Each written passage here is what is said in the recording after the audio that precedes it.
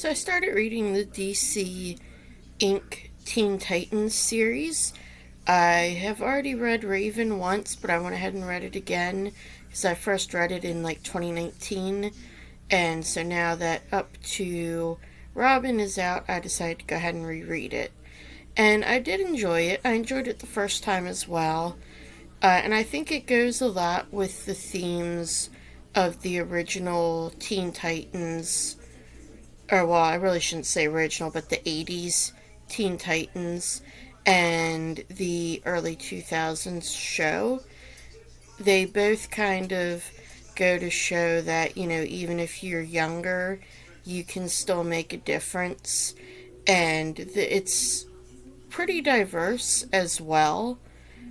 And I do like how they added in these new characters, such as, Raven's foster mom, and then her aunt and cousin, and, all the different ways that they brought in old characters, such as Slade.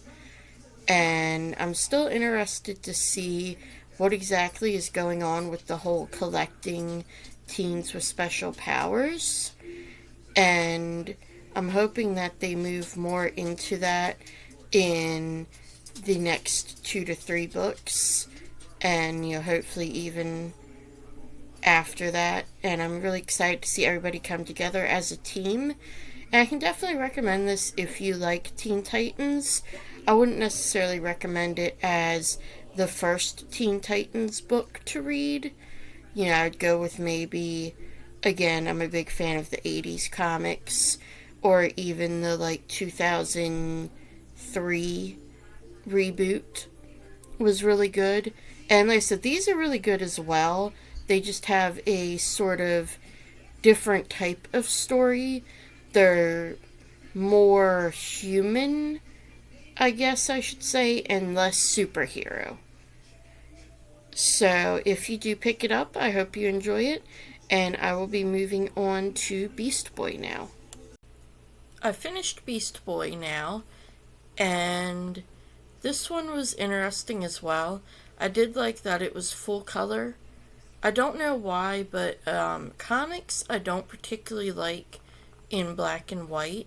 While I don't mind them, I'm not the biggest fan. I prefer comics to be in color. But yet manga, it doesn't bother me if they're in black and white. I don't know why that is. But yeah, so this one was in full color, which I liked. I also liked how they kept the histories pretty much the same. Like, you have Raven, who was Rachel Roth and the daughter of Trigun. Then you have Beast Boy, who got this disease, and the medicine they gave him his Beast Boy powers. And so I really like that in both Raven and Beast Boy they kept that. And I did like, again, how they kept Beast Boy as being kind of like the underdog. He's kind of like, really about the jokes. He's kind of, on the smaller side. He's shorter, and I don't want to say skinny, but like wiry. He's not necessarily super muscular. And I do like how it kind of deals with this insecurity, as well as, bringing in his friendships with the people in his school and the rivalries in his school. And I do like how they kept him, very animal treatment, mindful. He wants animals to be treated right, doesn't believe in animal testing, and he's still vegetarian. And I just feel like they kept a lot of what makes Garfield. And I'm definitely interested to see what happens when he meets up with Slade and how this all continues, because it's definitely going to be like a big collection of teens is what this sounds like. And obviously, being Teen Titans, I know there's going to be, obviously we have Robin. Starfire's going to be coming out later on this year. And we still have Cyborg. And then there's plenty of others who were part of the Teen Titans at one point or another, for different lengths of time. So I'm definitely interested to see how it all concludes, what other characters are brought in, and I just really like so far how this series is staying true to the roots and bringing in its own twist and its own setting and just keeping everything kind of fresh without completely changing everything. So I'm going to move on to book 3 and report back.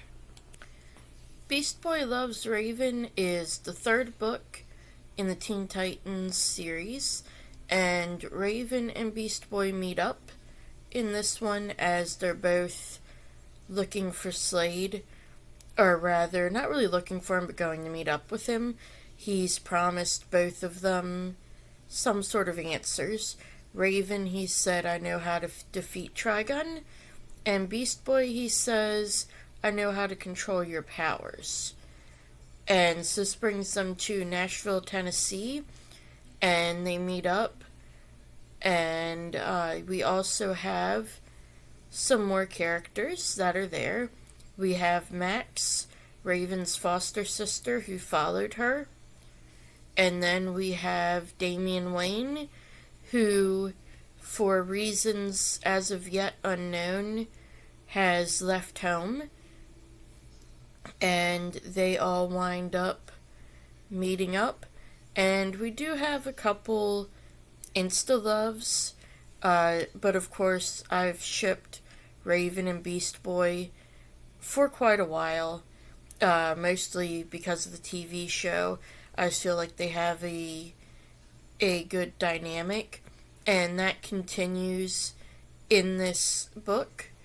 And while I'm not a huge fan of the insta-love, I do feel like it's not played up all that much to where, this is like the point of the story.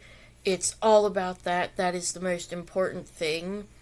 And I feel like both Raven and Gar also realize that, though we do love each other, it's not the be-all and end-all of everything. And then as for Robin and Max, I guess that one, it was believable. It was more attraction. And so it hasn't really gone anywhere yet. And I can kind of get that, you meet somebody and you think they're attractive, you want to get to know them better. And I feel like that's kind of where Robin and Max is going. And of course, the next book is Robin, and then I'm kind of upset that I have to wait until spring of next year for the fourth book to come out. And that, of course, will be Starfire, who we do get a glimpse of in this book. You basically just see her back, but of course, her hair is very distinctive. And knowing that Slade is collecting the Teen Titans, it's pretty obvious that that's who it is.